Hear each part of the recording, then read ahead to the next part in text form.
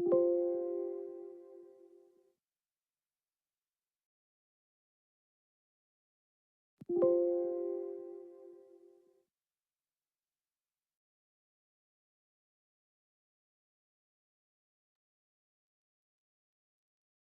afternoon. Can you guys hear me online?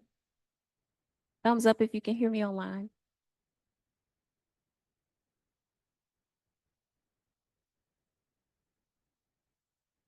Okay, good.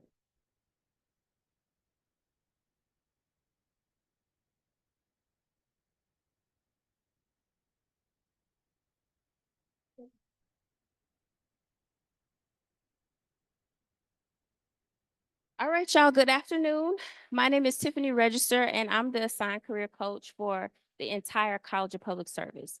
I'm not going to keep you guys long today because I know y'all have things to do, but I did want to share a few tools to help you guys succeed while you're here. There's a number of different things that you guys can be doing to prepare for success after you graduate.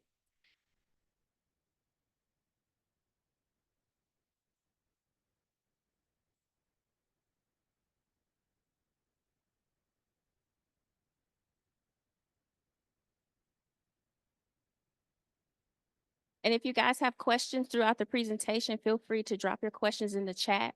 And if you guys in person have questions, just raise your hand and we'll go over it.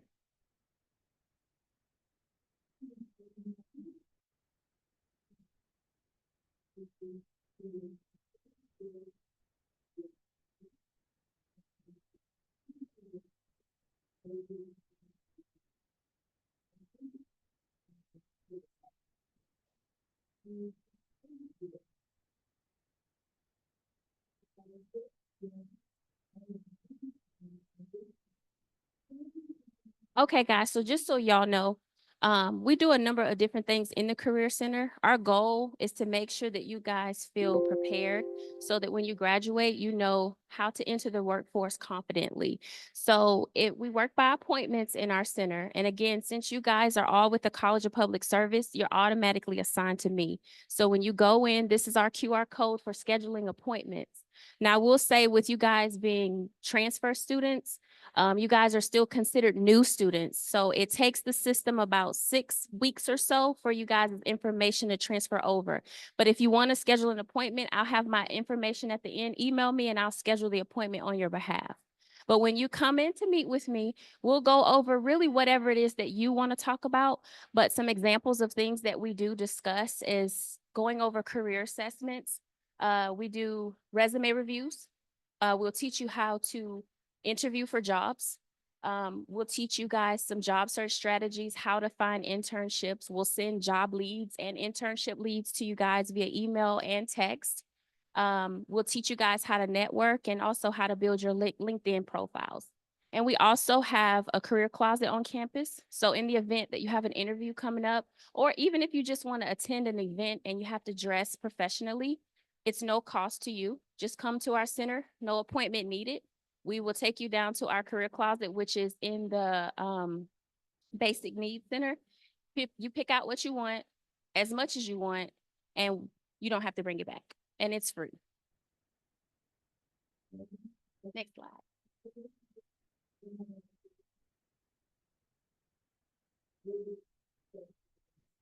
Okay, so now let's get into how to become successful. So there's a lot of work that has to be done in order for you guys to prepare for success. So first, we need to know who you are. Not we, you. Before you can tell us, an employer, who you are, you have to be able to know who you are individually. So there's a few things that you can do to find that information out. Everybody has a story. There's a reason that you're at UHD. Out of all the schools that you could have selected, there's a reason that you guys chose the majors that you chose, and there's a reason that you're going to do whatever it is that you've set out to do. Once you narrow that down, create your story. So when you're in an interview, an employer asks you, tell me about yourself. You're not going to tell them, hey, I'm from Colorado and I like to ski. That's great. But what does that have to do with employment? What does that have to do with why you're here for the job? So your story could be, for an education student, for example, I always took care of my siblings and my whole family at a young age. I took early childhood education class in high school, and I loved it so much that I decided I wanted to pursue teaching. Um, I found that UHD had one of the best educational programs, and so that's why I chose UHD. And this is also why I want to go the route that I want to go. Just an example. Now, we do talk a lot about career assessments. I don't know if you guys know what that is, but career assessments are designed to ask you guys questions about you. So it's no right or wrong answers, but it's going to say, hey, would you prefer to do this or would you prefer to do that? Do you like this or do you like to do that? Would you prefer to work with your mind or would you prefer to work with your hands? Do you like being with people? Do you like working independently? So the more assessments you do, the more you learn about yourself. The more you learn about yourself, the better you're going to be able to speak about yourself to an employer. Know your skill set. So you don't have to necessarily do career assessments to find out your skill set, but a lot of times you guys have skills that you don't realize that you have. And it's okay to research what skills are needed for your industry, because a lot of times you'll find that you already have that skill set. But again, you won't know until you practice. So research your skills. An elevator pitch is nothing more than like a few second spiel about you as a professional. So it's really your story. When you walk up to, let's say you go to a job fair and you introduce yourself to an employer, what are you going to say? Hi. They're going to be looking at you like, what do you want? That's your time to introduce yourself. You will say, hi, my name is, what do you guys have to offer? Maybe you don't know anything about what they have to offer. But again, this is why you should be practicing all of these things now, because when you graduate, that's not the time to practice. Now is the time to practice. And us in the Career Center will help you guys with these skills. Getting involved on campus might seem like something that's not a big deal, but when you are faced in front of an employer and they ask you the things that you've done, it doesn't always have to be, oh, I've worked this job, that job, that job. Being a part of organizations, sororities, volunteering at different places, taking leadership roles in different places, even you guys being a part of this program and getting this skill set and this training and this mentorship, this type of thing can go on your resume. And when you're someone who's involved in the community, from an employer's perspective, it appears that you're someone who might be very active and innovative in the workplace. So getting involved is stuff that can be also added on your resume. Perfecting your craft. This is something that somebody taught me a long time ago. So your craft is nothing more than whatever you choose to do. So you got to know what your plan is. It's not enough to just go to college, pick a major. What's your plan with that major? So doing your research, studying your skill set, practicing your elevator pitch, and doing all those things is how you perfect your craft, slowly but surely. This picture on the right-hand side, this is just something I always talk about in my sessions. It's called your ikigai. An ikigai is a Japanese term for basically what gets you out of the bed every morning. So it's when you're able to find something that you love, something that the world needs, something that you're good at, and you're able to get paid doing it. That is your ikigai. When you know your ikigai, you're more likely to push through those moments of burnout, because even if you pick a major or a job and you love what you do, you're still going to reach a point of like feeling burnt out and tired. But if you have a goal, if you know why you are where you are and you know why you're doing what you're doing, you're more likely to continue on that same path. Next slide. Now, speaking of the elevator pitch, this is an example of what your elevator pitch can include. So it's basically, again, your story about yourself as a professional, who you are, what your unique strengths are, what are you looking for, and where you want to be. In addition to that, this information can also be translated over to interviews. Again, when they ask you that question, tell me about yourself. That's your elevator pitch. That's your story. There's a summary section on every resume. That's a few sentences describing your experience. That's also your story. And there's an about section in your LinkedIn page, which we'll go over at a later date, but it's essentially the same thing. It's your story. Next slide. Now, CPS is a small college broken up into 3 majors: criminal justice, education, and social work. So I did a little bit of research on some of the current trends and things that you might look forward to in your career. With criminal justice, there's now more focus on rehabilitating citizens. And also, they're paying more attention to mental health, not just with the officers, but also with the citizens. There's an increase in the use of technology and social media. So if you're someone who may not be up to date on your technological skills, then that's something you could be working on. Cyber crime is on a rise. So you may start to deal with cases involving that in criminal justice. Community policing is something that is increasing as well, because the goal is to make sure that if we work together as a community, if we build back that trust of not the police officers versus the community, then people are more likely to want to go to the police when they have an issue versus trying to handle things on their own. Police accountability. Now that's something we see in the media. We see police officers doing things to harm people, but we also see those police officers getting repercussions for the things that they're doing. So keep in mind that if you do take that route as a criminal justice student, then you have to be mindful to operate with integrity. And then also, believe it or not, there is an expansion in women in law enforcement. A lot of agencies are specifically looking for women. Why? Because we matter. The criminal justice field is a very male dominant field. But there's a lot of women with a lot of great skills, and they recognize that we need more women, especially in policing, because policing isn't just about you did something wrong, let's go to jail. Sometimes you can talk people off the ledge. There's a lot of negotiation that's involved. There's a lot of speaking and being able to relate to people. It's not always as aggressive as you see on TV. Now, moving on to our educational students, there's a more personalized approach with education. So a lot of teachers and schools are starting to create lesson plans that are more specific to the needs of each individual student versus the whole, hey, let's just teach you how to pass a standardized test. Nano learning is on the rise. There's an increase in artificial intelligence everywhere, not just education. There's an increase in virtual and augmented reality. Educational alternatives, that's what they're looking for. You can come in if are you a CPS student? Yeah, come on in, you can have a seat.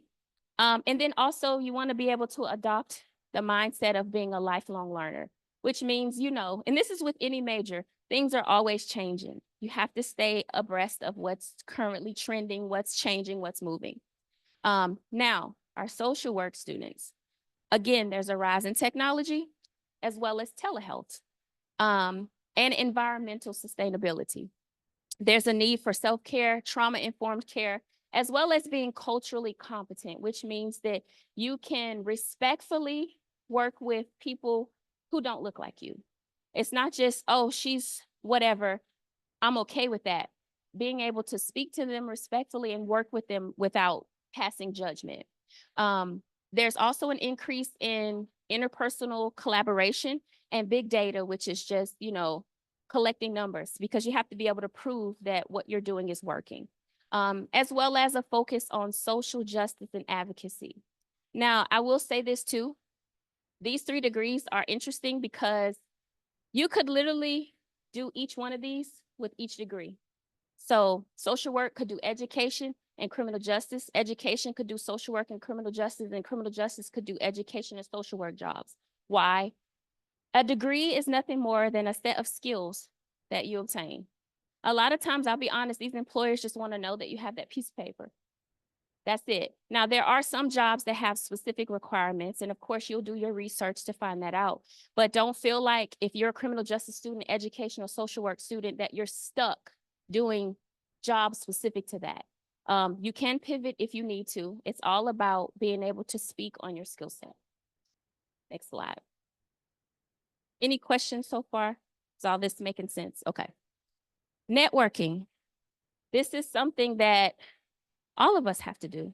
There are so many benefits to networking. When you network with others, you get insight into careers. So when you're at a job fair, for example, and you're asking employers what jobs do they have available, you're also building a rapport. So you're going to need to know how to ask the right questions so that you can get the right insight. So if you know that you want to be a police officer and there's a police officer at the job fair, don't just ask about what opportunities they have. Ask them about their experience as a police officer or their experience as a teacher or social worker. You also are there to get job leads and application tips, not there, but anytime you network with someone. If you're able to maintain connections with people and not just get business cards and go about your business, and networking, by the way, does not just have to be done at a professional event. You could be at Walmart and network. You talking to me is a network. Um, it's a support system. Sometimes that students ask me about internships, and some students want internships, but not everybody gets one.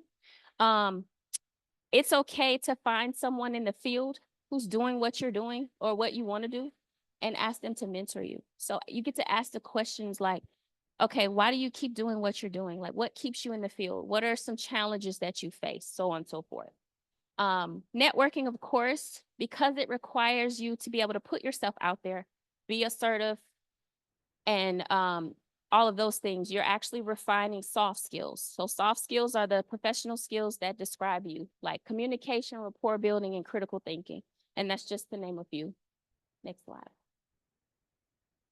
Now, there are multiple ways to network. So I know some of you guys may be online students, or in the future, you may join an online program. If you're in person, before you start networking, make sure you understand why you're networking or what your goal is with networking. So you're going to plan, you're going to get prepared, and then you're going to know how to present yourself. Research, research, research. Research is so important because in the middle of your career is not the time to find out, oh, this career doesn't make a lot of money. That's what you should be knowing before you really pick your major, but that's okay because a lot of us are first generation college students like myself, and you're kind of, I hate to say it, the test dummy kid, and you're figuring it out, and that's okay. But you still have time to figure out what you want to do. Attending career events, like I said before, you're there to network. We have career events on campus all the time. Even if our career event is for another college and not your college, meaning we might have a career event for CPS and maybe you're a CHSS student, still come. You never know who's hiring. You never know who knows who. So still come, even if you just come to practice your networking skills. Joining clubs is another thing that is networking, because you don't have to be going in the same direction as the people in your club for them to be a network, because again, people know people. So, and then also sometimes it could be that you find an interest in something completely different that you didn't consider because you connected with somebody doing something completely different. Always ask questions, but don't forget to listen, because a lot of times we're nervous and we just talk. And then when they give the answer, we didn't really hear it because we just like glad we got the question out. But make sure that you actually hear the answer. Contact us. We are a network, like I said. We're here to teach you. There was no career center when a lot of us were in school. And a lot of us, again, were the test dummies, not just for college, but for working period. Me, myself, I've worked like 4 or 5 different industries. I'm a criminal justice major. I've worked multiple social work jobs, and I've also worked in education, which is why they assigned me to CPS, because I have firsthand experience with all 3 majors. Updating your LinkedIn is going to be probably your first stop with networking, online networking. And don't forget to ask for help. People will help you, but a lot of people won't know what you need until you ask. So don't be afraid to say, I don't know what I'm doing, help. Now, for my online people, if you are online, you should be making a presence for yourself online, which means actively participating. Online classes love those job boards where you answer these questions. You got to reply to 2 people, 3 people.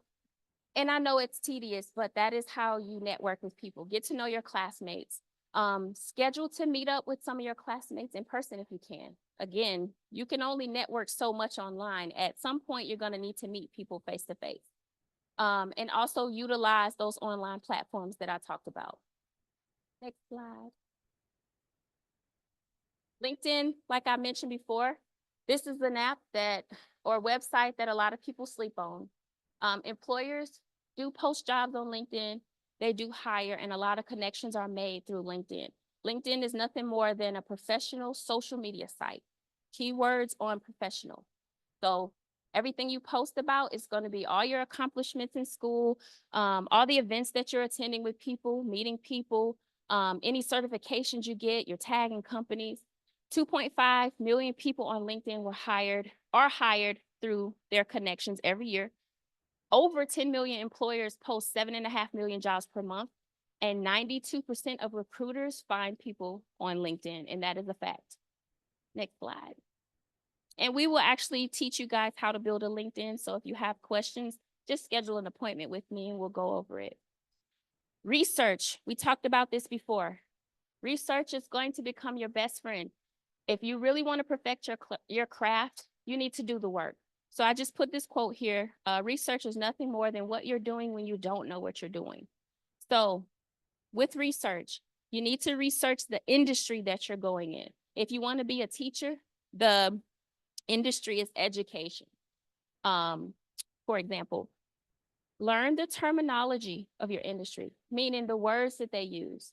So like I was talking about criminal justice before, and I called the people you work with citizens. That's the terminology they use. With social work, they may call them clients, or they may call them members. And then with education, of course, they're going to call them students or pupils or scholars or something like that. Learn the verbiage of your industry so that you know what you're talking about when you get there. Know the skills that's required for the industry so that you know what to do, what to work on. Requirements. You don't know how to get where you're going if you don't know what you have to do to get there.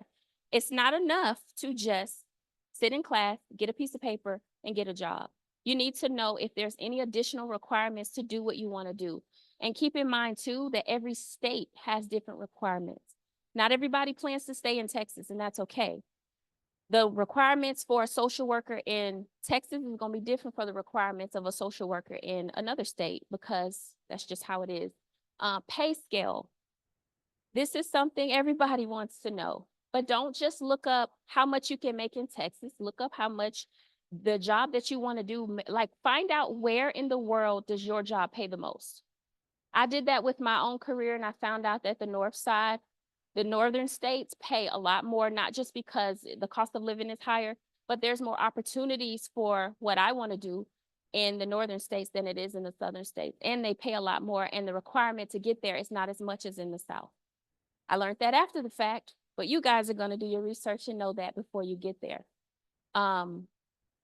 Outlook. Make sure that you know what is the projected outlook, meaning what's the job growth looking like? Is this job that you're trying to do dwindling out, or will there be a boom on the need for social work, education, and criminal justice? I'll tell you right now, you guys are good. They're always in need, especially education. Crime is always going to be prevalent, and there's always going to be a need for social workers. Companies should also be researched. So in multiple ways. So while you're in school now, find out what companies are paying the most or what companies have the opportunities that you might be looking for so that you know off the top of your head. So when you graduate or get ready to graduate, you know what to aim for. But then once you're already getting ready to apply for jobs and you get called for interviews, you should always research the company that you're trying to work for. Why would they hire you if you can't tell them why you chose their company in the first place? So I always start with the company's vision and mission statement. What is this company known for? What do they do? What have they achieved? So when they ask you that question of why us? Why did you choose us? You could say, well, I see that you guys value integrity and collaboration, and those are values that I hold dear to my heart as well. Goals. Find out what the company's goals are. Not every company is looking for someone who can grow. And that's the honest truth. A lot of us want jobs that we can stay in, we can grow, get all these different jobs, but they're not going to tell you unless you ask, like, hey, what are the growth opportunities for this position or with your company? Am I stuck in this role or can I grow with you guys? That's something to know. And also keep in mind too, that it's okay to not want to grow with the company. Sometimes we use companies to get the skill set that we need so that we can go where we really want to go. You will never tell the employer that. If you're in an interview, act like that's the job of your dreams, but do what you have to do to get where you want to be. It's also a good idea to try to research the company culture. And a lot of times this information can't be found. You won't really know until you get in. But if you read like on Glassdoor, the people that have worked for these jobs, they will tell it all. They will tell you the CEO is like this. I quit because of this. Some people are mad and ranting though, but if you see that there are 3,000 reviews and on a scale of 5.0, the rating is a 2.0 and there's been 5,000 people who reviewed, what that should tell you something. Doesn't mean you can't work for that company, but at least you have a heads up of what you might be dealing with. Sometimes you get in, use the company for what you need them for, you take that skill set and you move on elsewhere. And yeah, that's it. Next slide. Now that we know our story, we start working on our resume. Keep in mind that resumes are a lot of times scanned through an applicant tracking system, ATS. This is nothing more than a computer that is scanning your resume for keywords. A lot of times students think that the best resume are the ones that are the prettiest with the best template. Don't use templates, guys. Every time you guys upload resumes with templates, we send them back. Why? Because a template is very difficult to work with. And because this applicant tracking system is a computer and it's not human, a lot of times it will take your resume information because it's not able to move it in the system. It will either not transfer over to their system when you apply, or it will put your information in the incorrect spot and make you look like you're not qualified. So when you create your resume, it should just be a clean cut outline, no templates, no pictures, no bright colors, because what's going to make your resume stand out is your skill set and your knowledge and the keywords, which is the terminology of your industry. Next slide. So here's some resume tips. And if you guys don't listen to anything else I say, please listen to this. I'm gonna go over the don'ts first because this is what I see a lot. The template, I discussed why we don't use that. When you're writing your resume, the language that you should be speaking in is not first person. Never say I, me, or my anywhere in your resume. You just simply state what you're trying to say. And a lot of times you will start your sentences with adjectives or action verbs to say what you have to say. Instead of saying I was responsible for, you will say implemented, optimized, leveraged, systemized, something like that. Avoid using run-on sentences because first of all, you only have so much space on the resume. And the format that we follow with resume writing is called KISS. Keep it short and sweet. Get to the point. Most employers are going to review your resume on an average of less than 10 seconds before they decide if they want to keep reading it. So get to the point of why you are qualified for this job. Avoid listing irrelevant information. So I mentioned before the hobbies thing. Maybe you like to fish. Maybe you've worked 16 retail jobs, but you've worked one internship that's more relevant than the retail jobs. Now, it doesn't mean you ignore your retail jobs, but you don't have to list all of them. Just list what's most important and go from there. And we'll teach you guys how to do that if you schedule a session with us. The number one thing I see people do that is a no, is adding your full address on the resume. We don't do that anymore. Here's why. If you go to a job fair, you drop your resume, whoever picks it up now has your full address. Also, something that an employer will never tell you is that there is a such thing as employer discrimination. So when you're putting zip codes and addresses, let's just say you don't live on the best side of town, and that's okay. Your address is going to be listed on your application, and that's okay, but sometimes they will see your resume before they see the application. So to prevent discrimination, or even, it might not even be discrimination. It could be, Houston's big. So maybe you live in Katy, but you're trying to apply for a job in Pearland because you're moving to Pearland. So on your resume, you're not able to explain all of that. So don't put information that you have to explain. Just keep the city, state, that's it. Houston, Texas, Katy, Texas, just like that. Do not list incomplete education. So this means, I know you guys are transfer students. Some of you guys may be transferring because you got your associate's degree, and that is completed education that you will list. But if you transferred because you're actually going to get your degree from another school, only list the school that you're getting the degree from. That way, because again, we're keeping it short and sweet, you don't have to explain yourself in the interview. Well, it looks like you went to Lone Star and then you went to, why have you been to all these schools? We don't need to talk about all that. My degree is going to come from UHD. That's all they need to know. Also, back in the day, we did used to put that line at the bottom of the resume that said references available upon request. We don't do that anymore because employers will ask you for your references and they want it on a separate document. So do have references, but make sure it's a separate document. Now, high school education is not needed on the resume, but it depends on what you're doing. I'll say that. So if you're close to graduating and you're applying for jobs, your high school education isn't really needed on the resume. They may ask you in the application, and that's fine, but on the resume, if you're about to get your degree or you have a degree past high school, it's automatically assumed that you completed an equivalent because you cannot get into college without a GED or high school diploma. So you don't have to list it on your resume. And also, the length of resume is important because remember, 5 to 10 seconds is all you got. If you're someone who is going to just have to have a 2-page resume, it should be 2 pages of relevant jobs, meaning you've been working in social services for 10 years and every job on here has everything to do with social service. If not, 1 page. When you start exceeding 2 pages, we're talking about a CV, which is something completely different to a resume. Now let's go over the things that we do on the resume. So every time you send out your resume, you want to tailor the resume to the job description. Every job description will say, hey, we want you to have this skill set. We need somebody who can do Excel, PowerPoint, whatever. We need somebody who has interpersonal skills. We need somebody who's culturally competent. If you have the skill set, put it in your resume. And when you apply for the next job, if they list some skills you didn't think about and you have it, update it again before you send it. Because again, remember, the applicant tracking system is a computer that's just scanning each word for those keywords that's going to come from the job description. So the more keywords you have, the higher the score and the more likely you're going to be called for an interview.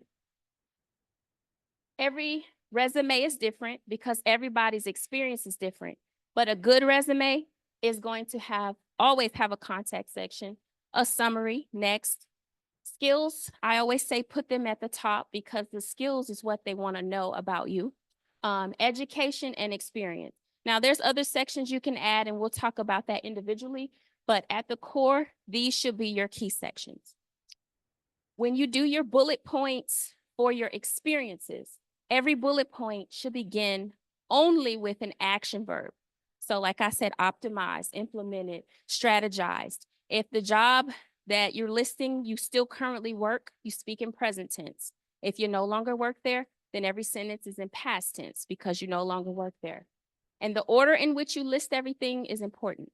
A lot of people think that you list the first job you've ever done first. It's the reverse.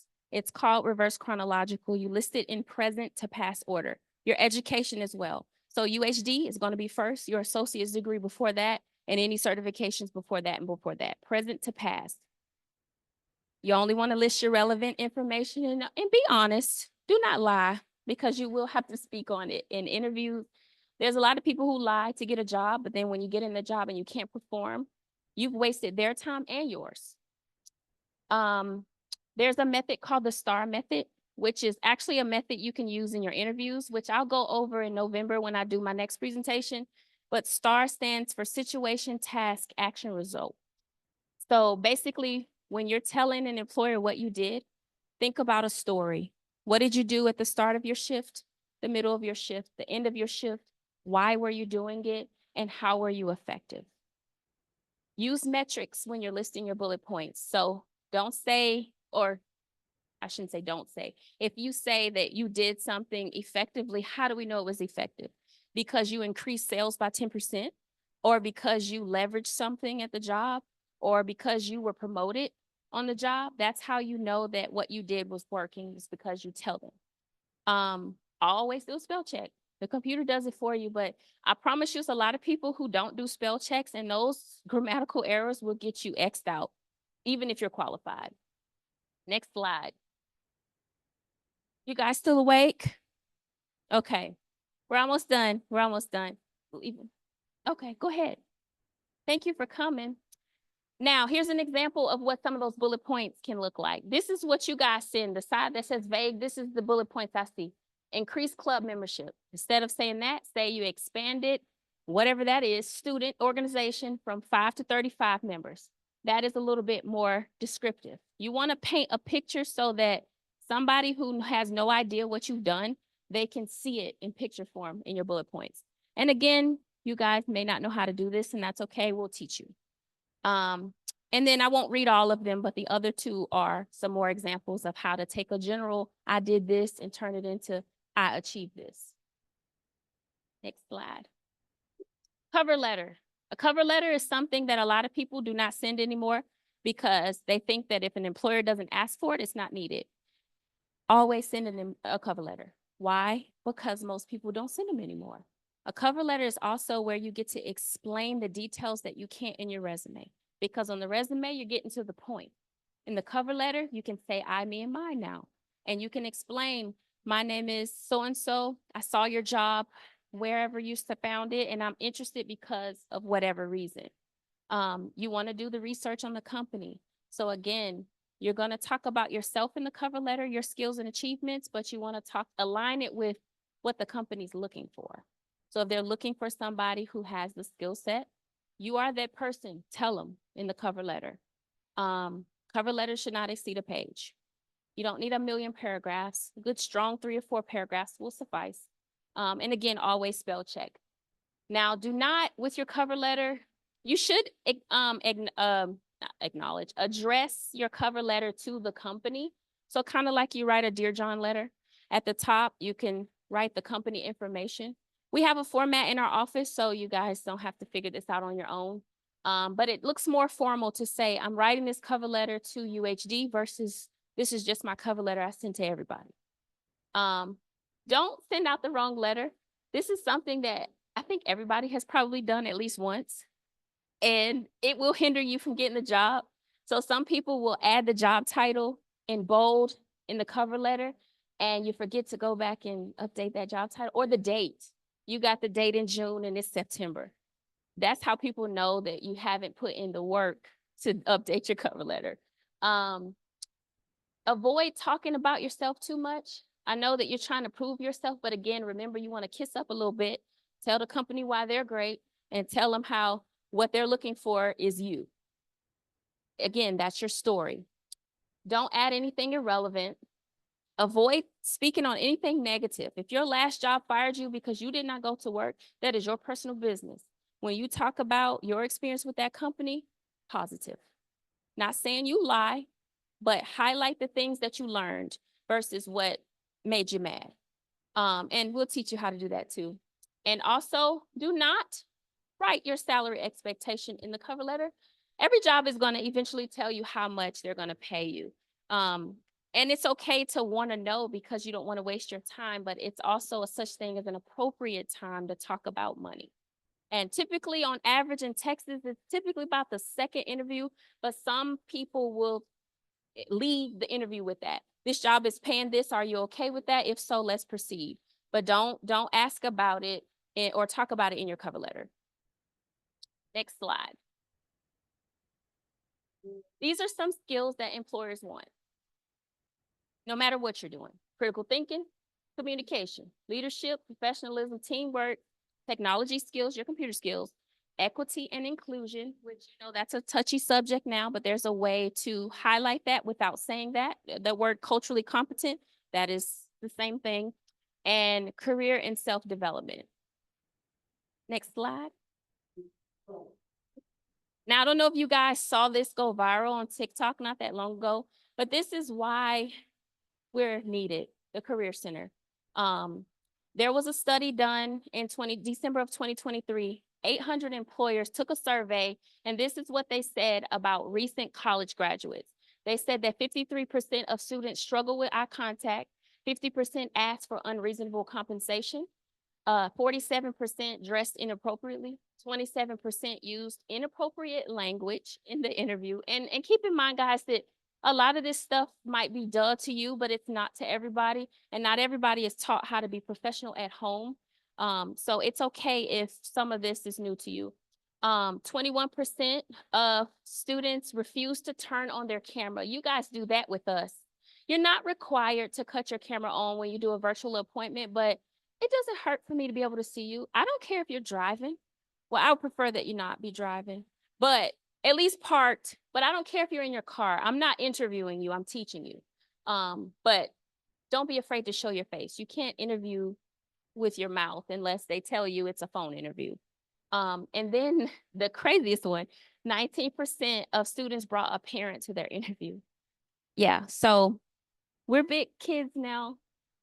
If mommy is your ride or daddy, uncle, whatever's your ride, that's okay, but they should stay in the car. This is your learning experience. So go in there. If you bomb it, it's okay. It's still your experience. You learn from it and you keep pushing. Next slide. Everything we discussed is going to become a part of your personal branding. So this is basically you. How you walk, how you talk, how you show up for work and present yourself at school, just how you carry yourself in general is your personal brand. I actually took this from a Forbes article that I found. And these are just some fun tips. So whenever you're personally branding yourself, make sure you have a focus. So what is your brand? Are you a future teacher? Are you a future police officer, future social worker? Act like it. Be genuine in your approach. How you present. People know when you're full of it and when you're not. They will know. People can feel energy. Tell your story. Be consistent in what you're doing. Um, Inconsistencies can be shown in the way you answer questions. So if every time they ask you a question, you start off answering the question and then you start talking about 55 other things, it's probably because you're doing too much or you've been in a lot of places and you're inconsistent, bouncing all over the place. And it's okay if you have been that way. This is why we practice now. Be ready to fail. I don't really like the word fail because I don't believe there is a such thing as failure, but that's just my personal opinion. I believe that if you're somebody who keeps an optimistic attitude and you learn from the things you did wrong, then it's not failure, it's just learning lessons. But create a positive impact. No matter what you do, make sure that you're doing it the right way and you're leading with positivity and not negativity. Follow the example of somebody else who is successful. That's your mentor. Live your brand. So, you know, a lot of people, when they have companies and stuff, they'll put their own stickers on their car or they'll get t-shirts made to highlight what they're doing, what they're about. That's your personal brand. Let others tell your story. So if you create positive experiences everywhere you go, other people will remember that and they will speak on that. And then in essence, when you're perfecting your craft, you're leaving behind your legacy. So your craft may not be career related. It may be something else and that's okay, but make sure you leave a legacy. Next slide. We're almost done, guys. This is our contact information. The QR code is once again how you can schedule an appointment with us. But remember, with you guys being transfer students, you may not be able to schedule. The middle information is my personal email. That is the best way to contact me. Questions, comments, concerns, just email me and I'll help you.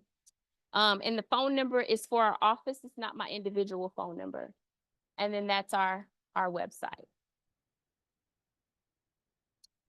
Next slide. And that's it. Does anybody have questions? Oh, I didn't mention this. We're open 8 to 5, Monday through Friday. We do have drop-in, virtual drop-in, and in-person drop-in hours Monday through Thursday from 3 to 5. But you can email me anytime, and I'll only respond 8 to 5. But you can email me at 10 o'clock. I'll see it in the morning for breakfast, and we'll go from there. And we're located on the third or the fourth floor, I'm sorry, next to the library. So you're welcome to drop by. I hope that this was helpful and I didn't bore y'all. And if you have any questions, I'm here to help.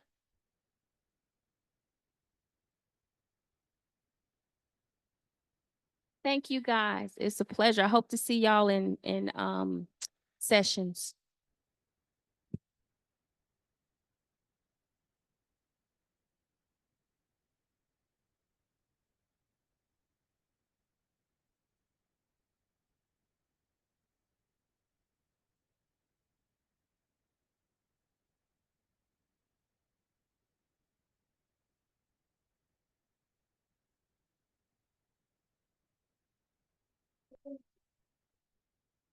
I just feel online. So somebody just asked, when's a good time to ask about salary?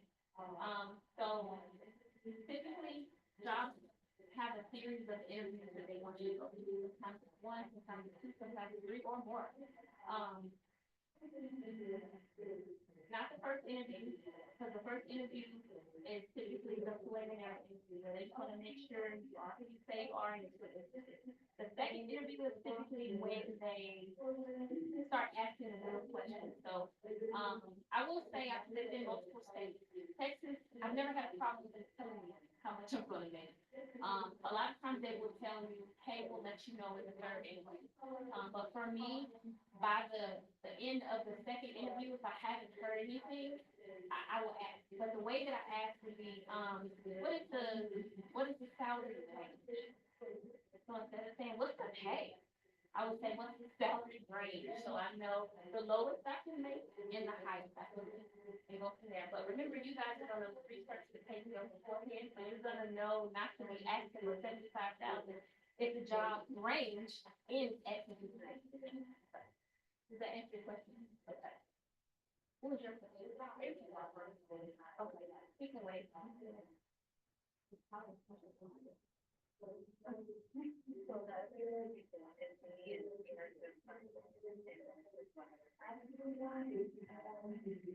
Okay.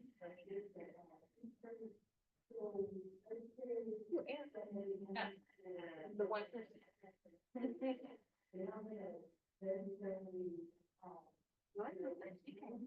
She can't hear. I can't believe that.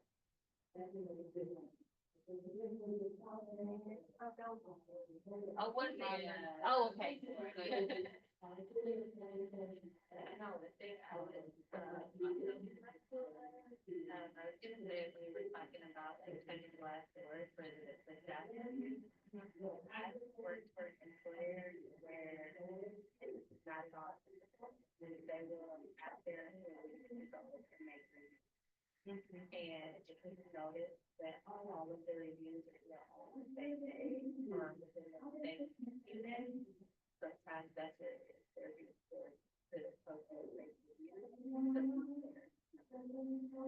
I need to check the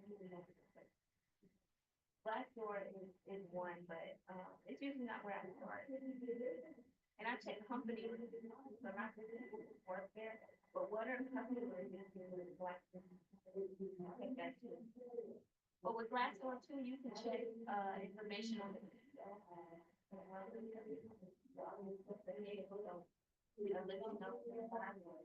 sometimes.